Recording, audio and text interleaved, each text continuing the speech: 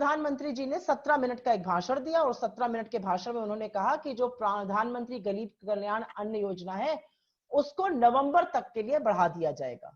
मैं आप सब पत्रकार बंधुओं को ये याद दिलाना चाहती हूं कि ये चिट्ठी तो कांग्रेस अध्यक्ष सोनिया गांधी जी ने पहले ही प्रधानमंत्री जी को लिखी थी। मल्टीपल प्लेटफॉर्म से कांग्रेस के तमाम नेताओं ने, राहुल जी ने, सबने कहा था कि इसको आप सितंबर तक के लिए बढ़ा दीजिए। सोनिया जी ने अपने पत्र में लिखकर ये बोला है कि ये जो अन्न की स्कीम है इसको सितंबर तक बढ़ा दिया जाए।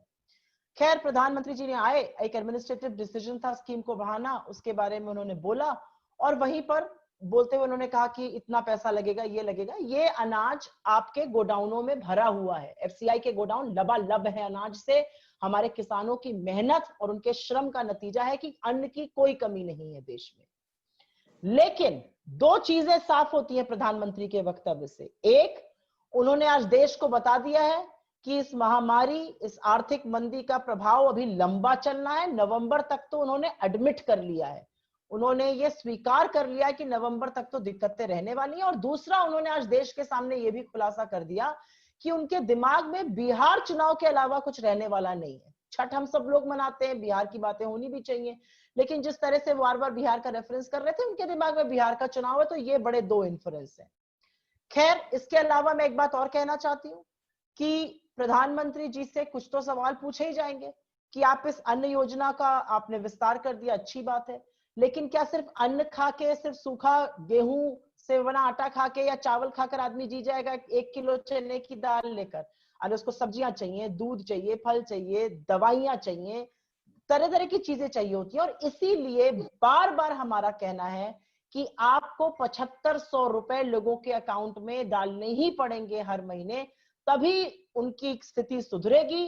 कोरोना की महामारी आने के बाद विश्व बैंक से भारत ने $2 बिलियन का लोन लिया है, एडीबी से भी लोन लिया गया $1.5 बिलियन का, आईएमएफ से $4 बिलियन का जो लोन है वो पाइपलाइन में है, वो प्रोसेस में है, वो भी आ जाएगा। पीएम केयर फंड में लगभग 20-30 हजार करोड़ रुपए इकट्ठा हो चुका है। तो कुछ तो सवाल उठते ही है कि भाई इस धन का उपयोग कहां किया जा रहा है, राज्यों को वित्तीय राहत क्यों नहीं दी जा रही है, गरीबों को नगद पैसा क्यों नहीं ट्रांसफर किया जा रहा है?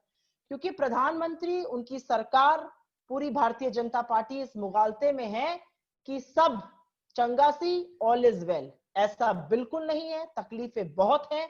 और प्रधानमंत्री जी के आज के वक्तव्य से जिस तरह का मैसिव बिल्डअप था, ये क्लियर हो गया है कि उनके दिमाग में, उनकी पार्टी के लिए, उनके सरकार के लिए सुर्खियां, हेडलाइन खोजना एक बड़ी प्राथमिकता है। देश में जो हो रहा है, हमारे बॉर्डर पर जो हो रहा है, गरीबों के साथ जो हो रहा है, उसके बारे में ना वो स्वीकारेंगे, ना साहस जुटाएंगे कि खुलकर बात कर पाए।